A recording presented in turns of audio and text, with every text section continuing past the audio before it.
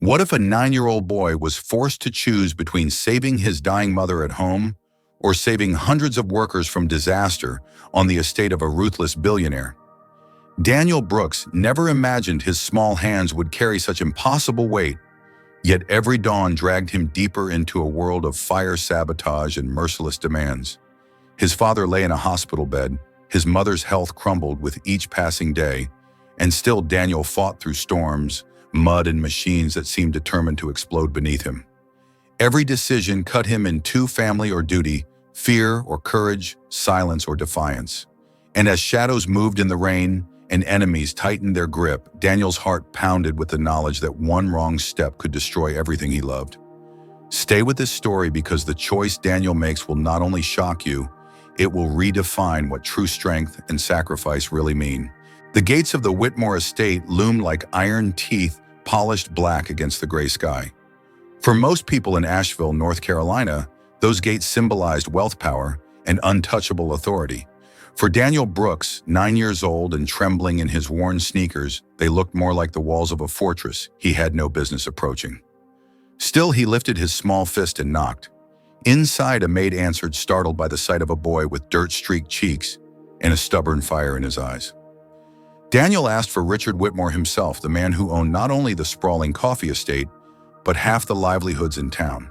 The maid hesitated, then led him through marble corridors to a study where Richard sat behind an oak desk, papers spread like battle maps. "What is this?" Richard asked, his voice carrying both irritation and curiosity. Daniel swallowed hard. "Sir, my father, Thomas Brooks. He's in the hospital. He was hurt protecting our house from thieves. He works here. I came to ask you, please don't take his job away." Richard leaned back, a cold smirk tugging at his mouth. "Your father can't work. I don't pay for charity cases." Daniel's chest tightened, but he forced the words out. "Then let me work in his place." The room went silent. For a moment, Richard simply stared, as if deciding whether to laugh or throw the boy out. "You," he finally said. "You can barely reach the pedals on a tractor." "I'll do anything," Daniel pressed. "You can pay me half a quarter, just don't take away my father's job. We need this." His voice cracked, but his eyes stayed steady. Something in his boldness stirred Richard's curiosity. Here was a child offering himself as a substitute, not begging for money, but demanding a chance. Richard tapped his pen against the desk. "Fine. You want work, you'll get it. But listen well, I'll start you in the fields and I'll make you responsible for watching over my most expensive machine. That coffee harvester is worth more than your family will ever see. If anything happens to it, you'll pay." Do you understand? Daniel's throat went dry. The task was designed to crush him, but he nodded. "I understand." That very afternoon, Daniel was in the fields. The sun beat down mercilessly as he dragged sacks of beans, his hands blistering, his back aching. By midday, sweat drenched his shirt and blood streaked his palms. Yet he refused to stop. Workers twice his size slowed to catch their breath, but Daniel pressed on, driven by the image of his father lying pale and helpless in a hospital bed. When the bell rang for lunch, Daniel slipped away into the machine shed. The harvester stood like a beast of iron, massive and humming faintly even when idle. He ran his hand along the pipes and panels, studying the way his father had taught him to observe everything. That was when he saw it, an incision, clean and deliberate, running across a hydraulic line. Not wear, not age, sabotage. His pulse quickened. Someone wanted this machine to fail. If it broke, Richard would lose a fortune, and Daniel would take the blame.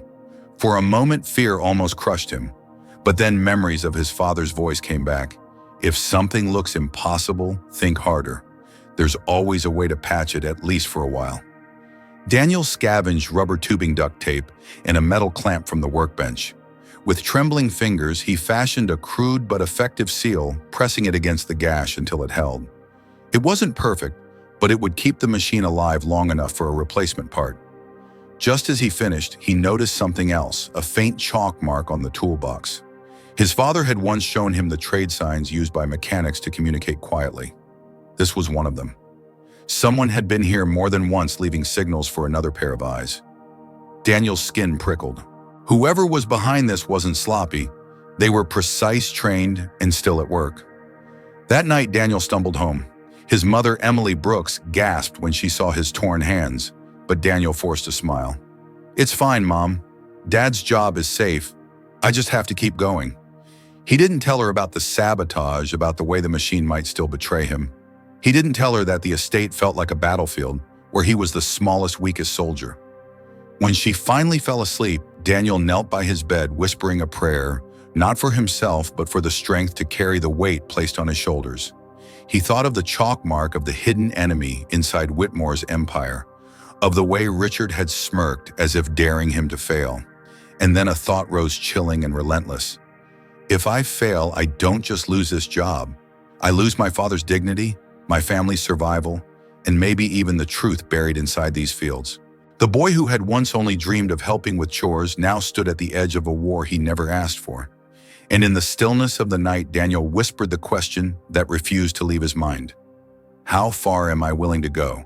And what am I willing to sacrifice to prove I can stand against men who want me crushed before I even begin? The morning after, the fields of the Whitmore estate were cloaked in mist, as though the land itself wanted to conceal the trials that lay ahead.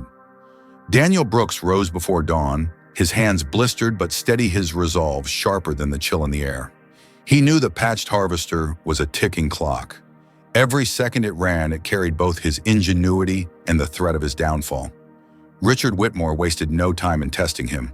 Up on the ridge, he barked, "If you can't keep up with the men there, we're finished."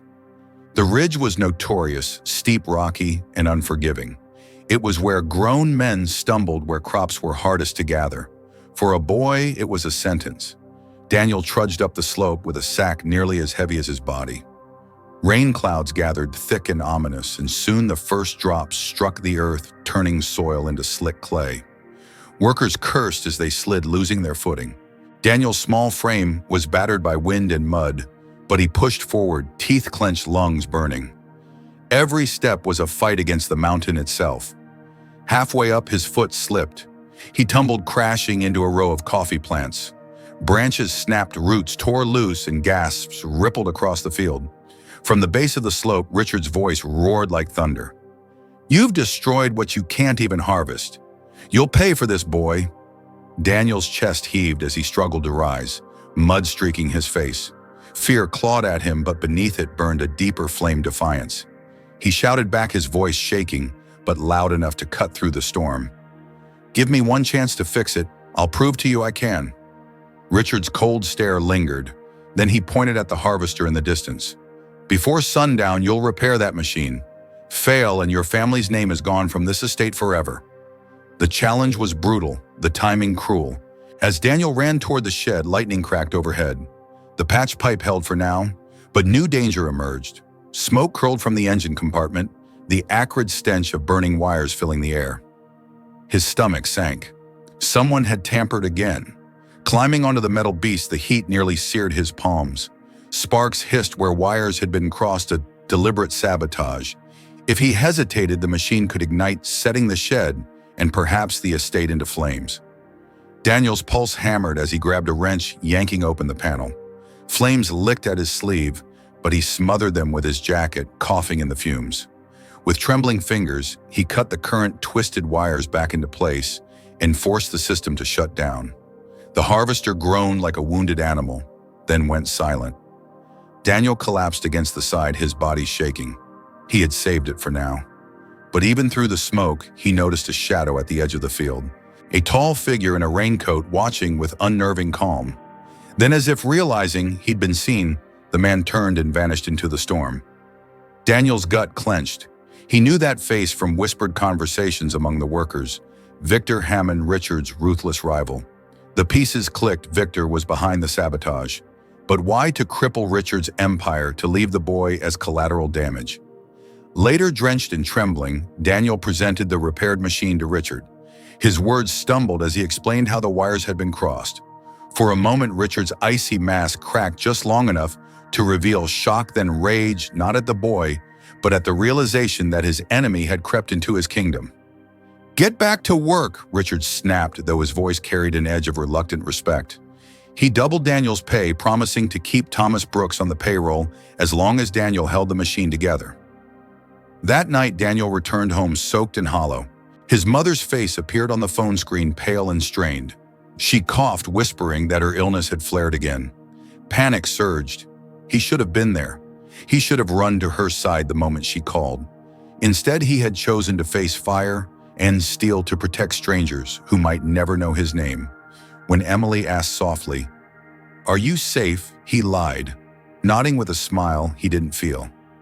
After she hung up, Daniel sat in silence, torn by the weight of two worlds pressing against his small shoulders. The storm outside had passed, but the storm within him raged louder than ever. He clenched his fists, whispering to himself as the question he couldn't escape returned heavier this time. If danger strikes again, do I protect the hundreds of workers who depend on me? Or do I run to the side of my mother, the one person who has never abandoned me? The days that followed carried a weight Daniel Brooks could feel in every bone. He moved like a thread pulled tight between two worlds, the estate that demanded his strength and the home that needed his heart. Each morning he rose before the sun patched the harvester and carried the burden of men twice his size. Each night he returned to his mother Emily, whose cough deepened, though she tried to hide it behind soft smiles. Richard Whitmore began to watch the boy more closely.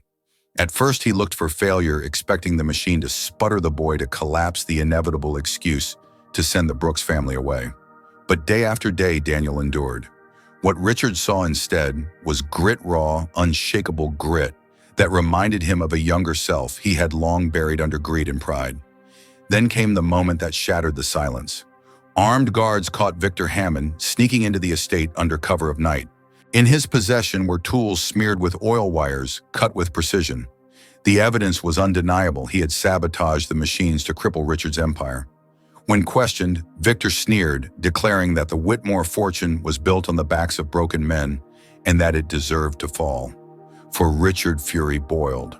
For Daniel, fear and conflict churned. He wanted justice for the suffering Victor had caused, but he also saw the face of a man twisted by bitterness, not unlike the way Richard himself had once been hardened.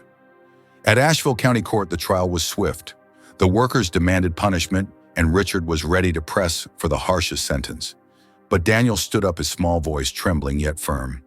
"He has to pay for what he's done," Daniel said, "but not just by sitting in a cell. If he wants forgiveness, let him fix what he broke. Let him give back." The courtroom fell into stunned silence. A 9-year-old boy was teaching them all about justice with mercy. The judge agreed to Daniel's plea. Victor was sentenced to fund a workers' safety program, his fortune redirected to protect those he had once endangered. It wasn't absolution, it was a debt repaid with purpose. Something inside Richard broke open that day. He remembered a night from decades ago when a dockside machine nearly crushed him, and how Thomas Brooks, then a young laborer, had dragged him to safety. He had buried that memory beneath layers of arrogance, but Daniel's courage brought it back in full force.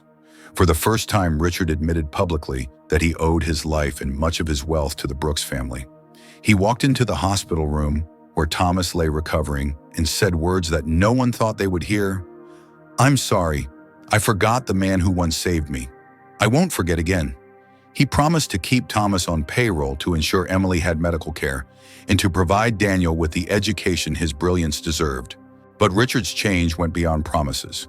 He restructured the Whitmore estate, granting fair contracts, safer conditions, and housing for his workers' families.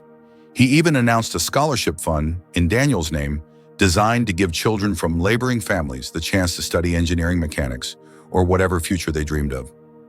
For Daniel, life shifted. He was no longer just a boy patching machines with duct tape.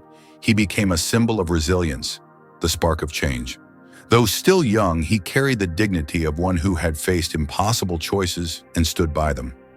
His nights grew quieter, his mother's health improved under proper care, and his father smiled with pride from his hospital bed. One Sunday morning, Daniel walked beside Richard into St. Matthew's Chapel. The townspeople turned astonished to see the wealthy landowner sitting shoulder to shoulder with the workers he once ruled over. Richard bowed his head as Daniel whispered a prayer of thanks for his family, for strength, for the chance to believe in something greater than survival. And as sunlight streamed through the stained glass windows, Daniel realized the truth battles had been fought, sacrifices had been made, but from the ashes rose something stronger. A family restored, a community renewed, and a boy's courage that turned even the coldest heart. Now let me ask you this. If you were Daniel, would you have risked your own safety to save the very estate that exploited your family? And if you were Richard, would you have had the strength to admit your wrongs and change your ways after so many years of pride? What do you think of this story? Thank you for staying with me until the end. If you enjoyed it, please comment Known 3 below. If you felt neutral, comment number 2. And if it didn't meet your expectations, comment number 1. Tell me where you are watching from, and don't forget to tap the heart and share this video. I'll see you in the next heartfelt story.